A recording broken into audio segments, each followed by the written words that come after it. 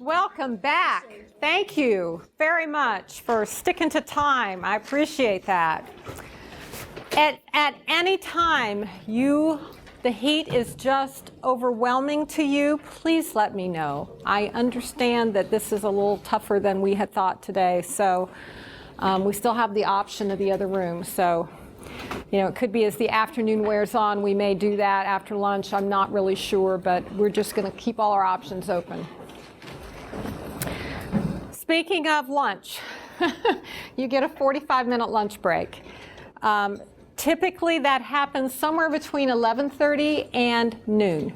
It's kind of where the material breaks, if that helps you understand. So I do have a watch, but sometimes I'm not always, obviously that's kind of rude to do that in front of you, but if I could have somebody kind of do one of these, or a couple of you, at 11:30, that will help me know I have to look for a break to get you out of here so that you can have lunch. That would help me as well, so thank you for that. As long as I can leave by like 11:30. Right, yes, got it. Okay, habit 2, yay. Page 34 and 35. And get your homework out because we're going to use it in this. So the questions, pages 42, 43, 44, and 45 that I assigned to you on Monday. Pull those answers out, and if they're in your book, that's fabulous.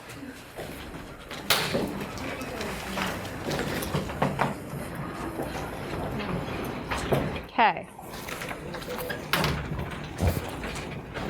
Begin with the end in mind. Habit 2 is the habit of vision. The ineffective paradigm of your see-do-get model on page 35 says, I live by default.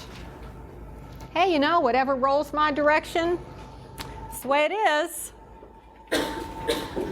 Whereas the effective paradigm is I live by design.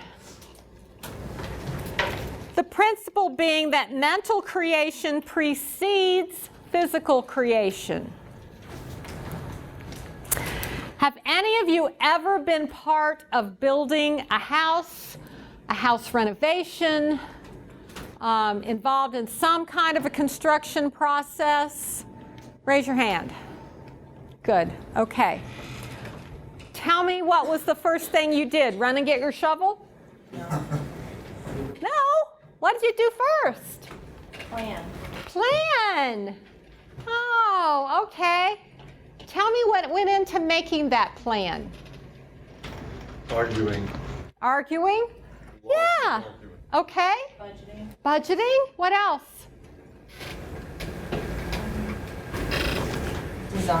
Design. Anything else? A shovel. A shovel. Not yet. Pardon? Assigning who's going to be, like, towards the end of planning, you start delegating whose job is, who's going to be in charge of what. So some delegation of responsibility to others. Okay, good. A lot of times when we're planning to do something different, particularly as big as that, how many of you have Pinterest accounts? Right? Okay.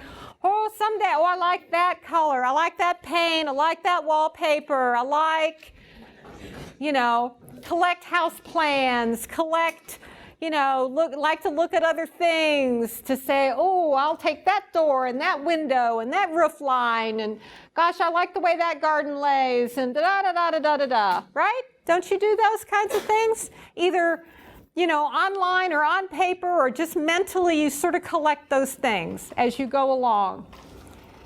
That's the visualization. When we designed this wonderful parking garage that sits just on the other side of this building, and if any of you were here, you thought it was the project that would never get done.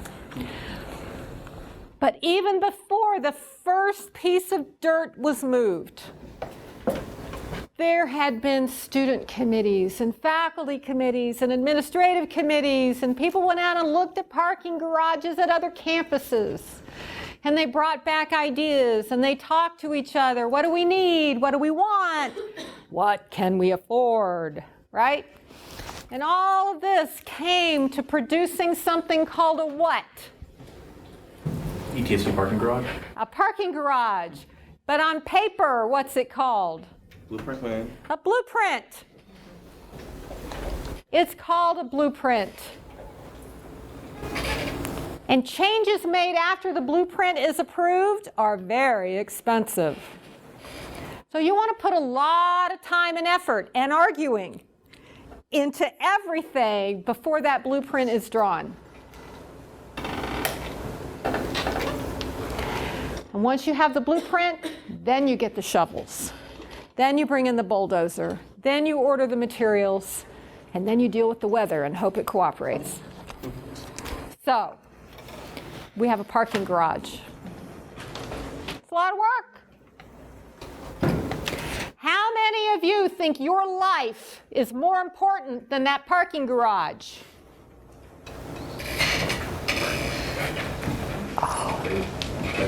How many of you have a blueprint for your life? Good for you. Is it in writing?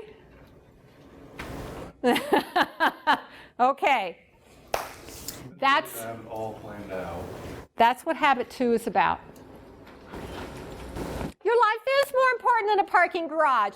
Why would you not spend that kind of time? And that's what we are going to start today. We are going to spend the time it takes to start the draft of a blueprint for you. Because it is from that blueprint that you manage your time. It is from that blueprint that you say yes to this and no to that with supreme confidence and knowledge that you're doing the right thing. Pretty worthwhile activity, don't you think? It's going to take a little pencil and paper time. Well, we're going to devote that time this morning, so if you will get your books.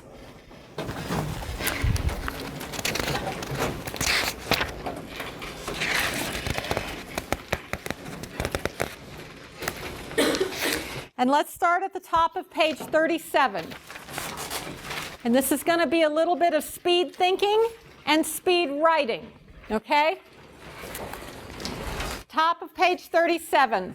What are your top 3 goals for this year? Now, you spent some time thinking about goals for this semester, and your personal goal might have gone longer than the semester, and that's fine. And when I say top 3 goals, I don't care if they're personal or academic. What are your top 3 goals for this year from now until May? For now until May, what are your top 3 goals? Now, when we all jump in the back of the car, and we have kids with us,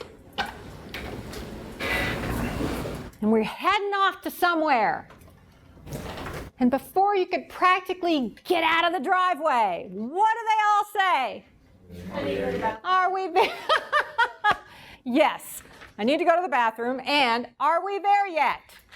Exactly. Are we there yet? That's the question. If you look just across the center of the top of this page where it says, how will you know if we reach these 3 goals? What's it gonna feel like? What's it gonna look like? What's it gonna smell like, taste like, be like? How will you know you are there? Okay, you got that? You now don't have to say, are we there yet? You'll know it. The next thing I want you to do is turn to page 40. This is work you will use both in this habit and the next one.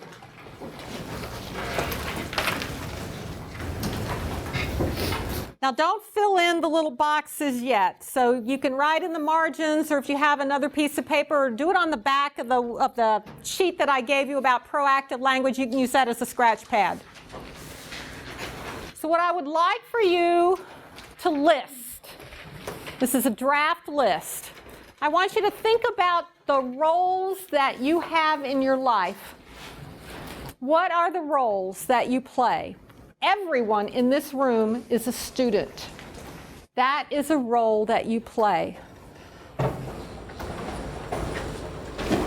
Many of you here are employees. That is another role that you might play. I'm guessing that you are here, sons, daughters, grandsons, granddaughters. Depending on how extensive your family is, you might just need to write family member. As some of you did in your introductions, you have brothers, sisters, you are a sibling, you are a friend. So now I'm going to hush and let you think about all the other things you are in this world. Do you have a list of at least 6? Maybe 8? Maybe 10? Possibly even 12? You know, if you have children, you're a parent. If you're married, you have a spouse.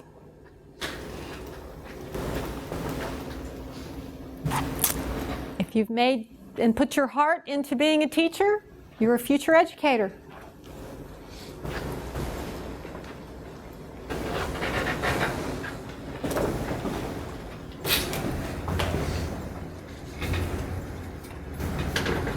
And then there's a role I want you all to consider. And that is the role of self-care. Remember the goose and the golden egg? No one takes care of you but you.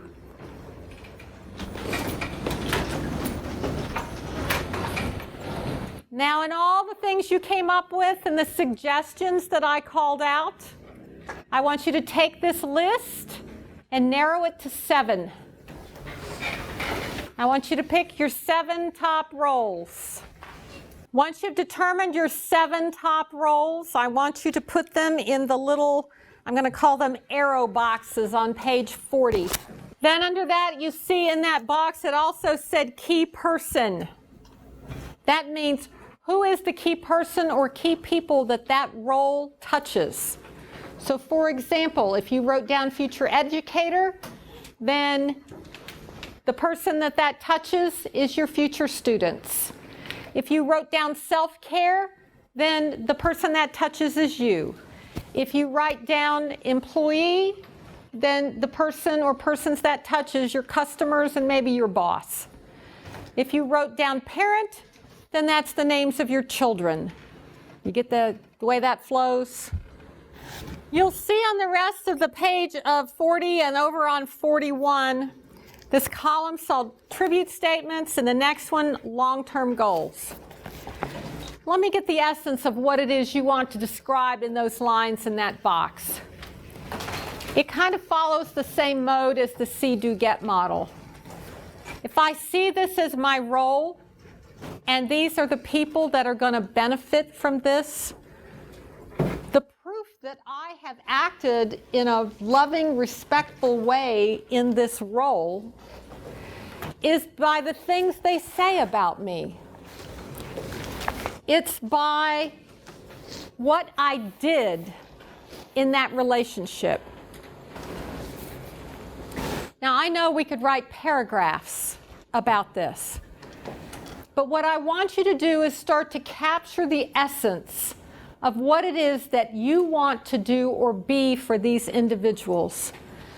This is not the time to write a book. You can go back and do that on your time when we're not crunched into a 3 o'clock end time. So I want you to start some key things here. What do you want them to say? You know, if it's your best friend, gosh, they were always there for me. Or what would you want your best friend to say about you? What would you want them to say at your 30th birthday party or your 50th birthday party or your retirement? I mean, how would you want them to, you know, raise a glass to toast you? And then to get that to happen, what will you do? that's what I want you to do here. And I'm going to give you about 5 minutes, and then I'm going to check in and see where you're at. We may add a minute or two. If you finished writing, go ahead and either pull out or start reviewing the things you wrote on pages 42, 43, 44, and 45. When we think about our blueprint for our life, which we will now call our personal mission statement,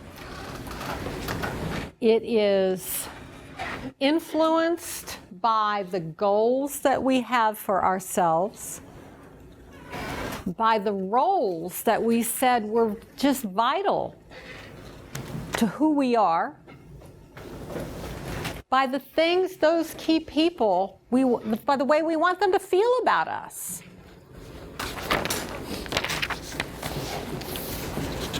It's also composed of understanding who you are and when you're at your best, the dreams that you have for yourself,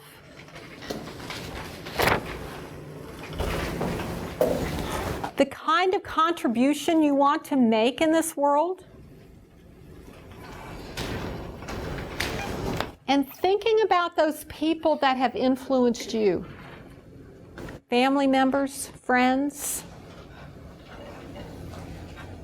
people in your faith, people you may work with, people you have opened the gate to and said, bring the influence on. I trust and believe in you and admire what you have done.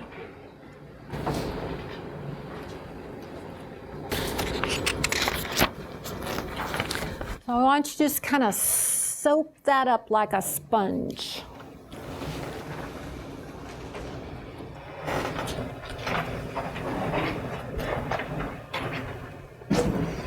So what we're about to do in the next few minutes is I'm going to have you draft a personal mission statement.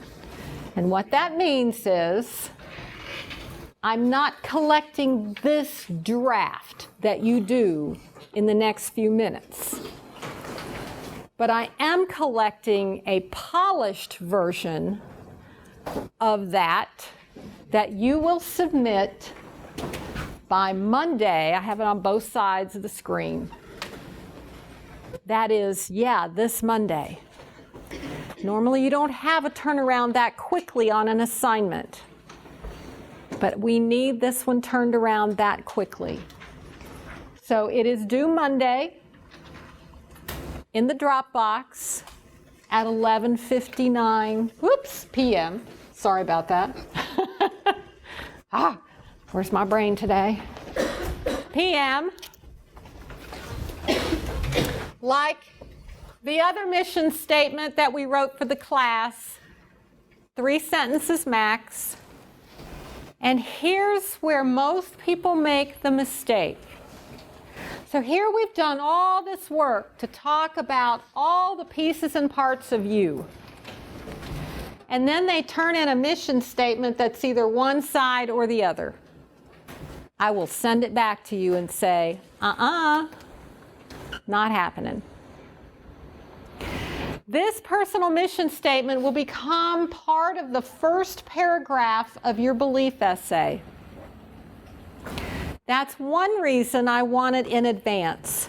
There's no sense in losing points in your belief essay because you didn't get your personal mission statement right. So that's why you have to turn it in, so that I can give you feedback.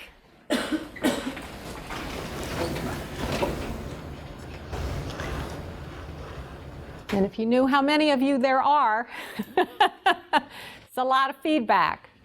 So I need time to do that. So you'll have it when you need it, and it's in the right format.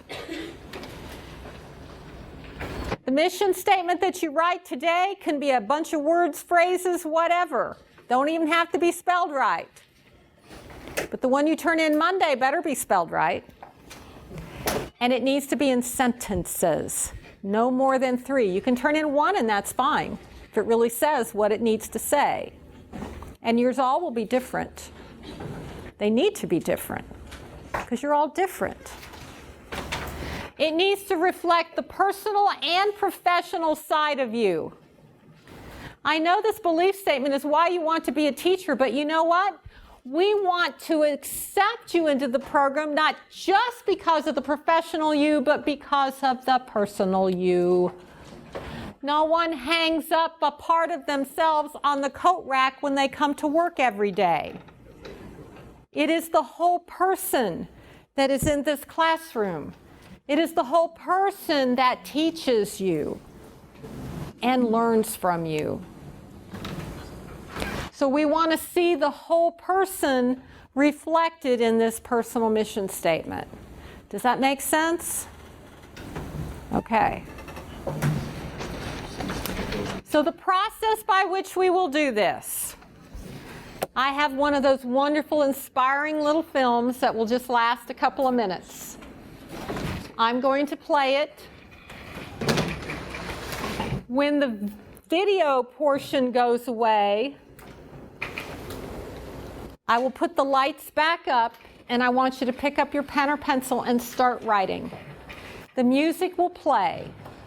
The music will play through a second time. So even though the first time you hear it go, oh, it's about to end. Whoops, nope, there it goes again. So it gives you a time to write.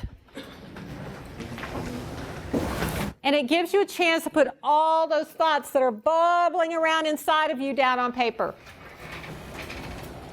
so that you can get it turned in Monday evening by 11:59.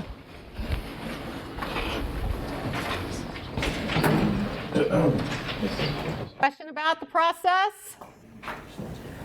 All right, here comes the film.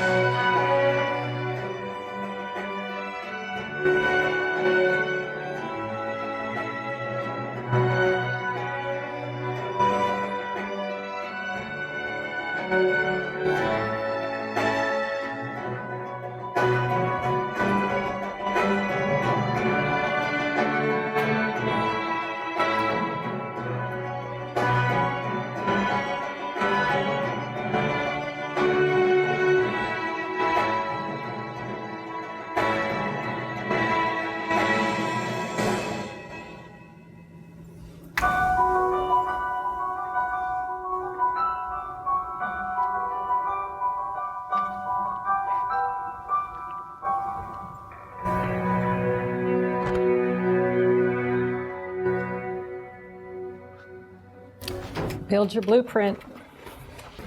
Good job. You excited by what you have down? Excellent. I can't wait to read them. So, Monday night, my reading begins Tuesday. Now, when you're polishing things up, and obviously you have a short turnaround, Sometimes you're thinking, oh, I need a better phrase. Oh, I know what I want to say, but I didn't quite get it. How do I do this? Again, I don't want your mission statement to look like 1,000 other people's. But to help in capturing words and phrases and thoughts, there is a little mission statement museum in your book that starts on page 49 and goes through page 53. And you're welcome to borrow a phrase or a few words out of any of those that you see that look like they could help you out. This is my mission statement. Now mine's in bullet form right at this point, but I have a sentence version. But you can see the key areas bolded at the end that I like to capture in mine. Again, you don't have to use anything that's here, but if there's a phrase that went, oh, maybe I could do something like that, you're welcome, but yours needs to be in sentences because it's going into a paragraph.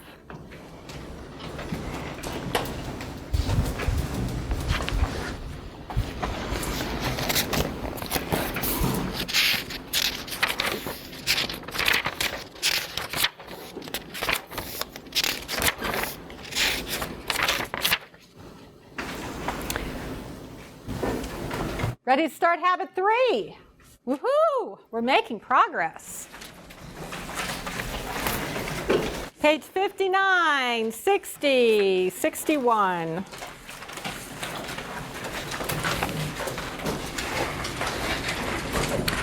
Things which matter most must never be at the mercy of things which matter least.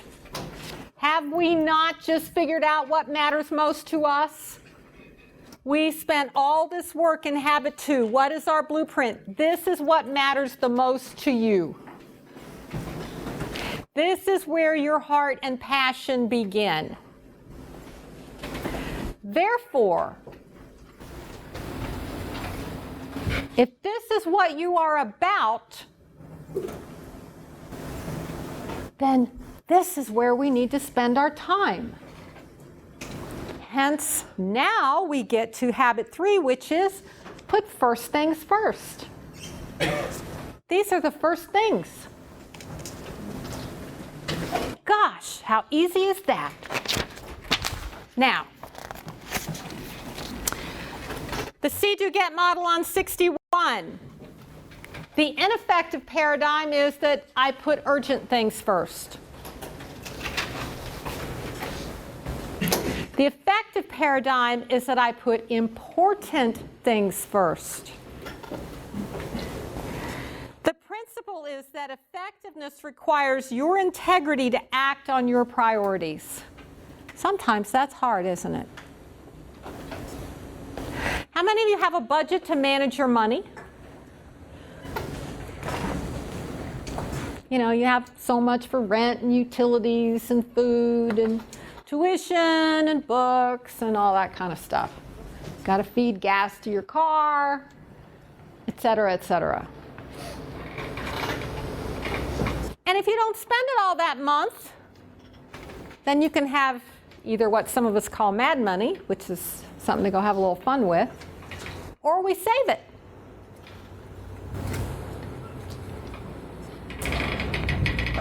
But we have to be pretty judicious about our money because, you know, it could run out and we got to get to the end of the month.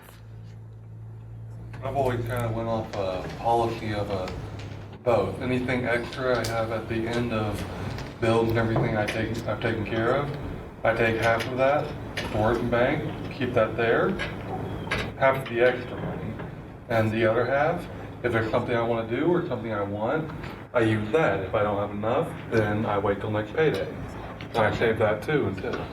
What a very disciplined approach.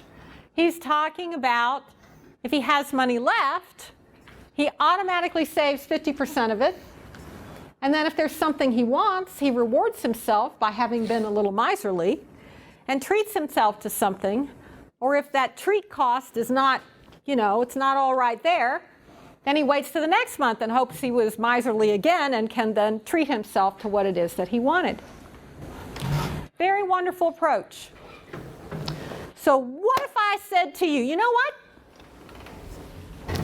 I only need 22 hours today. Oh my gosh. I'm going to take one of those hours and I'm going to put it in my time bank. Well, didn't you know that? First time back savings and loan down at the corner. Put my hour there. Then I'm going to take the other hour and I'm going to spend it tomorrow on something I really want to do. So I can have a 25-hour day tomorrow. Are you ready to package me up and take me down to the nearest psychology ward? That's a little nutso, isn't it? Not quite kosher. We don't talk about time in those ways, do we? I don't know, it does make kind of sense though, not like actual banking term. If you spend a little extra time today doing your work, things that you have to get done, then the next day you can have that little bit of extra time. For saving time, you're on your own. So extra time by doing work in advance that we might then have the next day, but doesn't really come back to us in the sense of an extra hour in that day, does it? Like extra money does. It does give us a freed up block of minutes to spend, but it doesn't add to the day. Time is the great equalizer of all humankind. We get 24 hours in a day. It doesn't matter if we live in Saudi Daisy or Cookville. It doesn't matter if we're from South Carolina, North Carolina, or I'm from Ohio. Doesn't matter. Doesn't matter if we live in this country or France or Brazil or South Africa. We get 24 hours in a day, period. And then the next day starts all over again. Time is very valuable. But at the same measure of thinking, money is valuable, but it has different qualities. We can put it into something that earns even a little bit of interest, or we could save it and spend it tomorrow. But time doesn't work that way. And yet we're much better at budgeting our money than we are at budgeting our time. So let's learn about time budgeting, if you want to pick a different word than time management. So how do we get to spend those precious minutes on the things that we really want to do? Notice there are two tools in this picture. One of them is a clock, and the other is a compass. Any hikers out here? Do you own a compass? What does a compass give you? Direction. Your direction was decided in habit 2. That's your direction. So you have a compass and you have a clock. Notice that the two paradigms were about urgency and importance.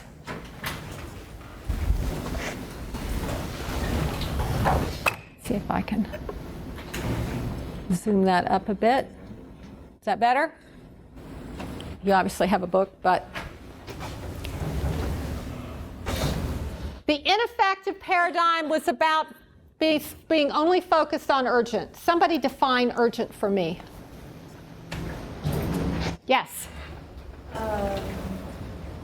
Has to be done right now. It affects if it's not done, it all can explode. Time, like the bomb and trying to defuse the bomb. It kind of also is stressful at it. Yes! It's stressful. It's gonna explode. It's on fire. Right? That's urgent.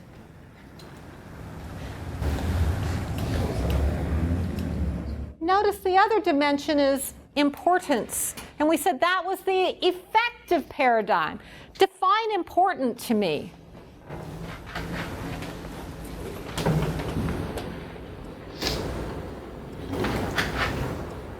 Of high priority. Needed, Not wanted. but not wanted. But it can be wanted. Yes. Needed, maybe wanted, maybe not, but we're going to think about that. Hold that thought, yes? I said of high priority. High priority. Good. I like that, yes? Necessary. Necessary. Excellent. Importance is what you said in habit 2. Wow, I keep coming back to that habit. Aren't you tired of hearing that? That's important.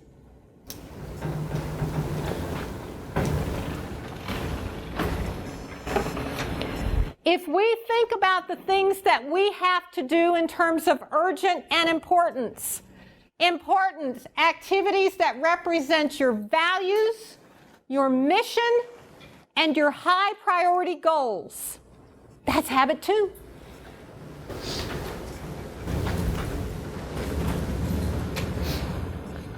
Can something be important and urgent? Yes. And that's how we define quadrant 1. Urgent and important. Down here in quadrant 3, it's not important, but urgent? Huh? That seems weird. I wonder what kinds of things start to fall into these quadrants. Now that we're starting to label these, I have to wonder what fits in those boxes. You have this on 64. So the urgent and important are things like crises. If you get sick, it's kind of a crisis, isn't it? A loved one gets sick. That could potentially be a crisis, depending on the illness involved. There could be pressing problems, like no air conditioning. It could be deadline driven, like, oh yeah, that's due Monday. Those are quadrant 1s. Then we come down here to quadrant 3. Oh, now let's see what's there. Needless interruptions. Notice nobody talked about that as a hot button. But isn't that kind of an irritation, at least? Yeah.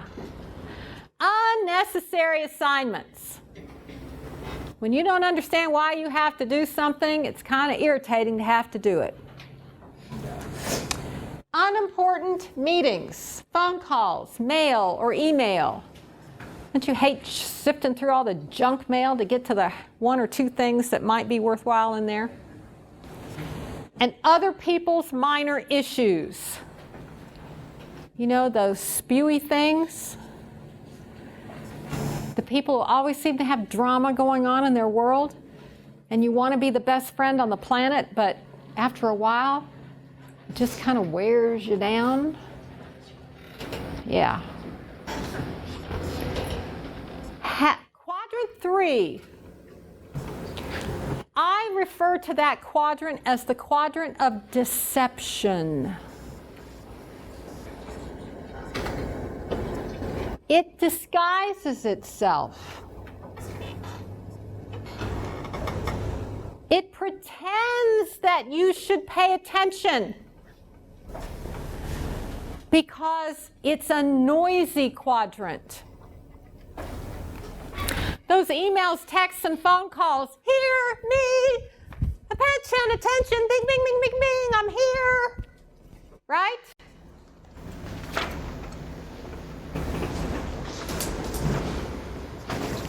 But that doesn't mean they're important.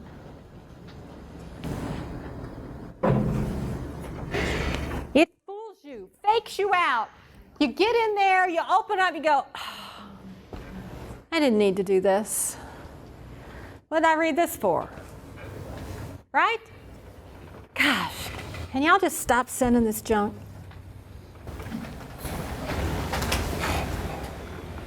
What did I go to this meeting for? Not important. Faked you out, robbed you of time. Doesn't feel very good, does it?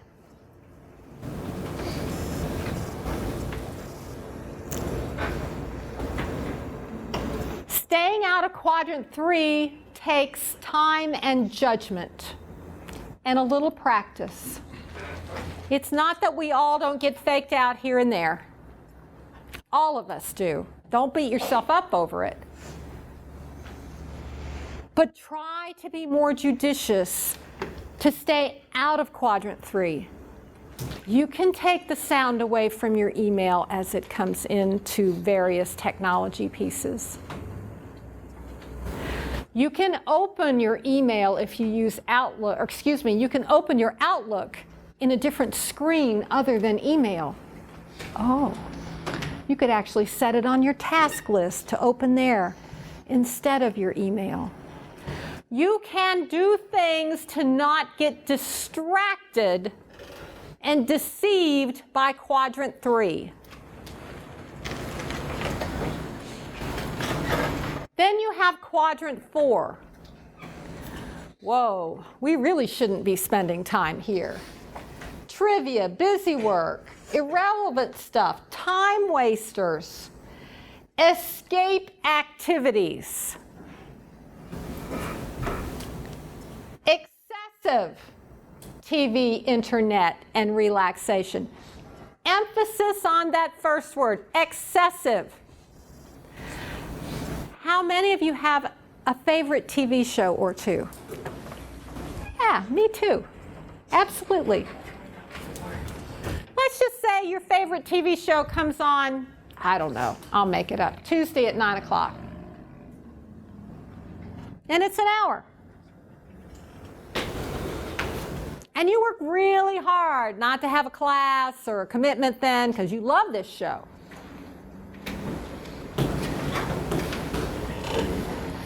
And that's great. You should have things like that that you love. That's not a quadrant 4. But when you're still sitting in front of the TV at 10:15, and then 10:30, and then 10:45, and then 11 o'clock, gotcha. Now you're in Q4. Because you didn't get up from your favorite show when it was over and move on with your day.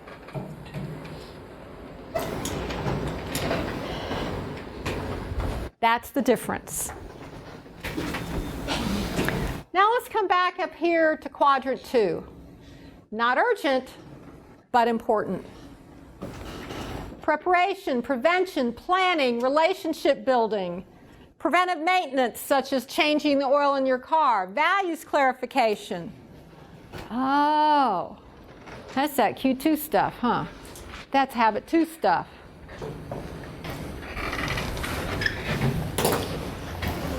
Taking a vacation, quadrant 2. Enjoying a meal with your family, quadrant 2. Just eating a good meal anyway is quadrant 2. Getting enough sleep, quadrant 2.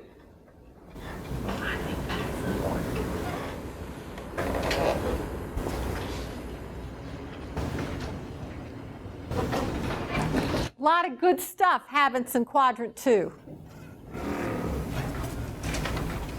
Your favorite TV show is quadrant 2. The hour after, quadrant 4.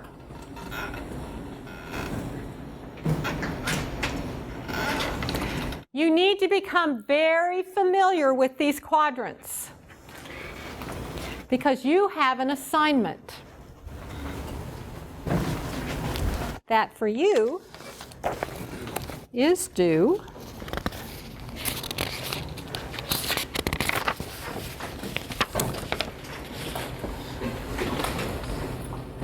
It is due October 26th. I know that's a long way off. Do you know why I put it that far off? So I didn't have to make you do it over fall break. Do I get a prize? Because I didn't want you analyzing a fall break time.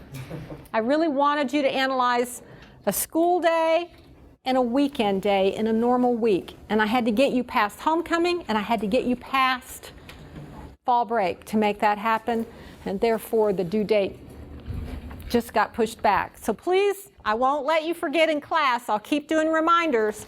But if you find a regular day, obviously you have to do it before the 26th. I want you to do this. So let you look at what you're going to have to do. You're going to have to monitor an entire school day. From the time you get up, this is a Word document. You can add, if you get up at 6, then go ahead and add some columns. I started this at 8.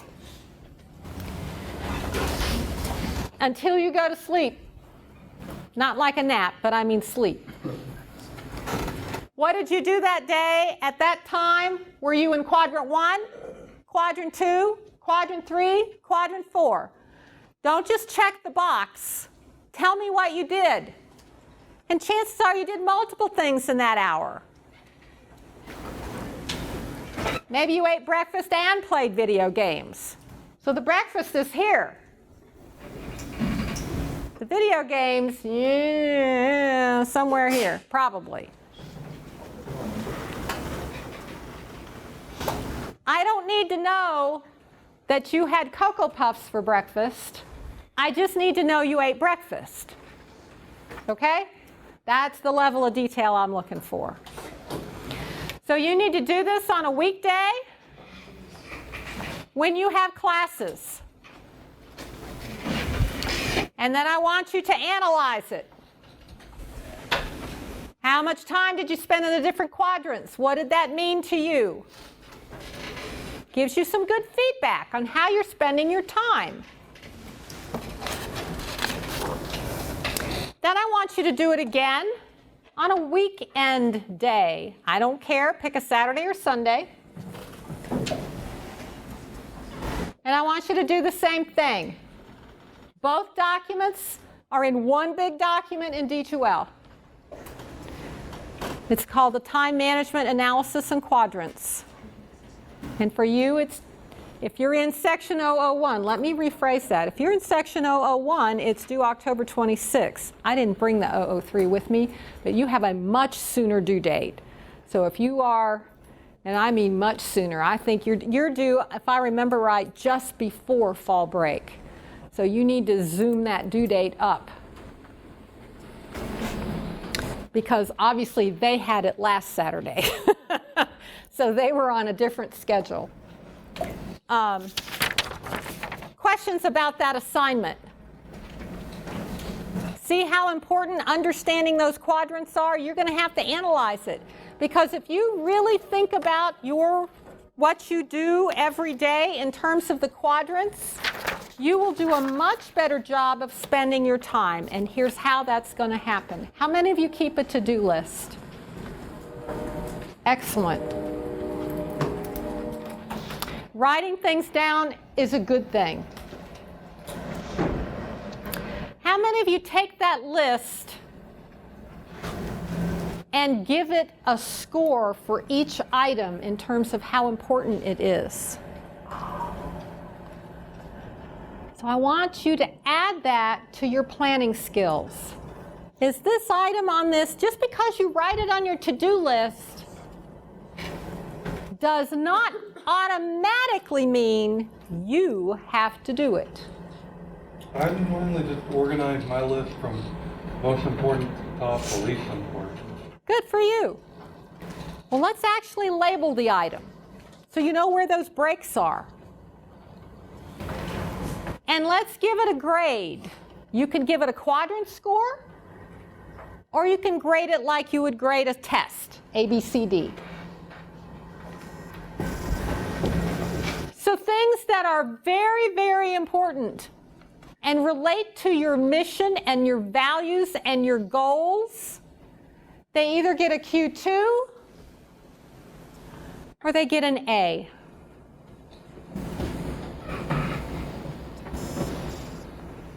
Things that are relatively important, maybe distantly connected to your mission and values, would get a B. If it's on fire, meaning you let a Q2 item because you procrastinated on it be ready to explode, then it gets a Q1 because it's urgent and important. Yes, sir. It's 11:30. Thank you. Excellent. I totally lost track of time. You are so good. All right.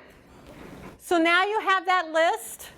It's A's and B's, Q1s and Q2s. If it's a C, meaning it's not even relatively important, you should not be spending your time. Ugh. You heard of the word delegate? You heard of the word delay? You mean you're allowed to procrastinate? All right. Lost a marker.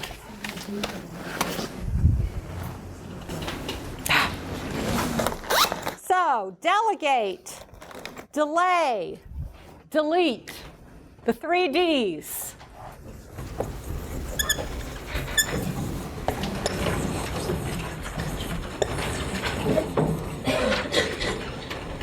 If it doesn't rank up there, it is not worthy of your time.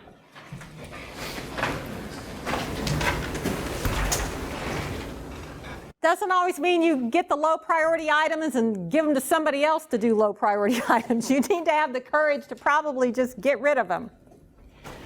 Delegate. Maybe this is something that needs to be done, but you're really not the person to do it. Maybe you don't have the skill set. Maybe it was one of those things you said yes to because you didn't have the courage to say no. Now it's time to fess up.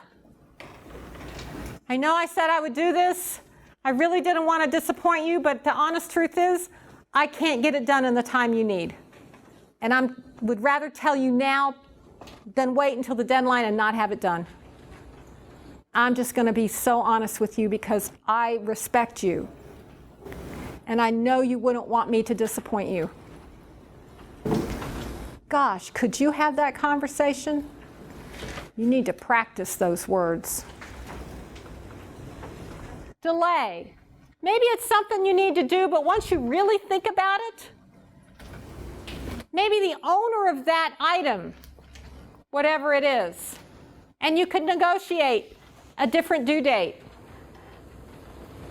Or you could negotiate doing part of it, but not all of it.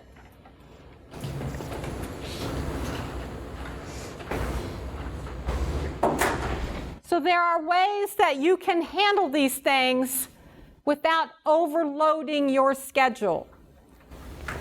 Now, I do time management consulting for all kinds of companies in this area. And so I'm giving you the same kind of suggestions I'm giving them.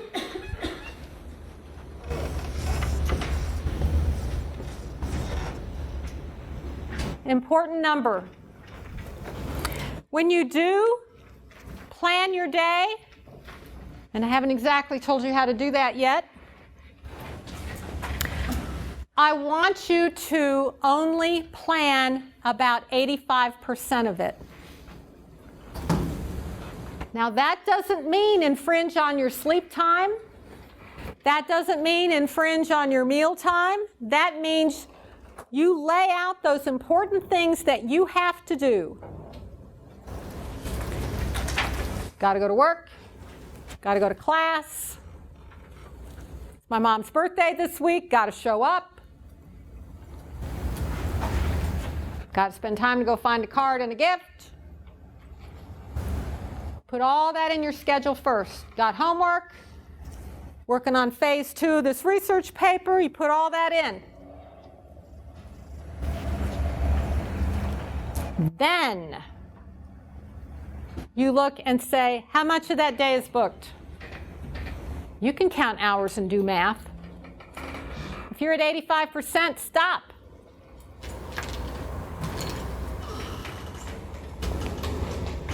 And you will find ways to protect sleep, to protect meal time, to protect some exercise time.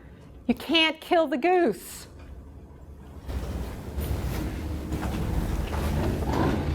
Now, if you have more space, you can add more stuff. Maybe that's a Tuesday night. You'll have to record your favorite show. You have to sometimes make choices.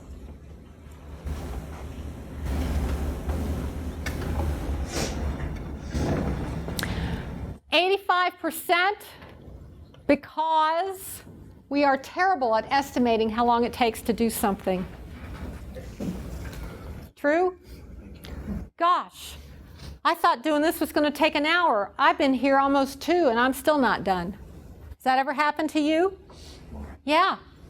And so you've planned out your whole day and now you're already behind. 85% lets you catch up. You might not catch it all up that day, but you might by the next day. What happens if you get sick and you have yourself jam-packed scheduled nonstop? I mean, hardly time to run to the restroom kind of day. Boom. How do you make up for that? Well, when you don't plan 100% of your day, it can adjust for you over a few days, and it gives you the time to catch up.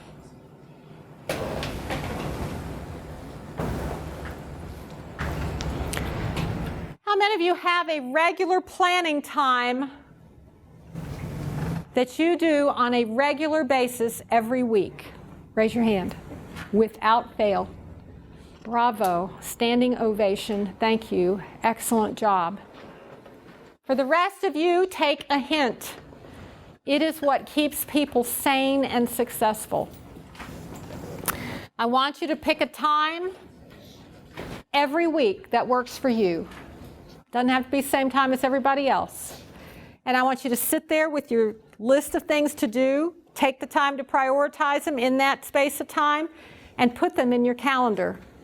Because an item on your to-do list that doesn't have an attached date and time that you're planning to do it is only a wish. And your to-do list should not be a wish list. We don't live in Disneyland. It becomes a to-do when it has a date and a time. If you notice the feedback that came back on your goals, be specific, be specific, be specific. Oh, I'm going to spend more time studying. Define more time. That's only a wish. Oh, I'm going to spend Monday, Wednesday, and Thursday from 7 until 9 studying. That's a to-do. That's the difference. When you start being specific with what's on that list, golden eggs will be yours.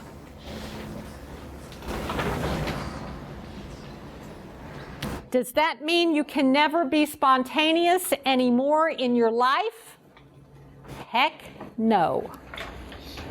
And this is how that works. So let's say you have done your weekly plan. And you've laid out your to-do list, you've prioritized them, you've put them in your calendar. And let's say that's Sunday night. Monday you're in class and you're cruising on that day and you're right on schedule and you're excited. My gosh, this works, it's wonderful. And your best friend comes, sits down beside you in the afternoon class and they say, I have tickets, Thursday night, Knoxville, free. You want to go?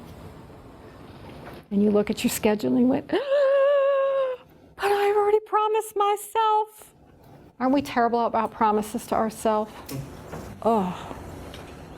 Promise myself, I've just started this plan. Oh my gosh, I want to go. Now what do I do? Dr. Harley's going to kill me. Okay, no, Dr. Harley's not going to kill you. When you have it mapped out like that, you are consciously making a choice. Okay, if I'm going to go to the concert with you, I have to add a couple hours of travel time, couple hours back, kind of shortening my sleep. What's Friday morning? Can I handle a short sleep night? Maybe. Okay, I have all this stuff I have to reschedule because this is due, this is due, this is due. You now have a way to make up because you had a plan to start with. When you don't have a plan, and you do stuff like that, it just kind of flies everywhere. And you usually end up with something biting you in the behind because it got lost in the shuffle. It isn't that planning doesn't let you be spontaneous. It lets you be spontaneous, and it catches the things you have to move when you do that. Now, can you be spontaneous every day? Probably not. But it certainly helps you keep up with the stuff that you have to do.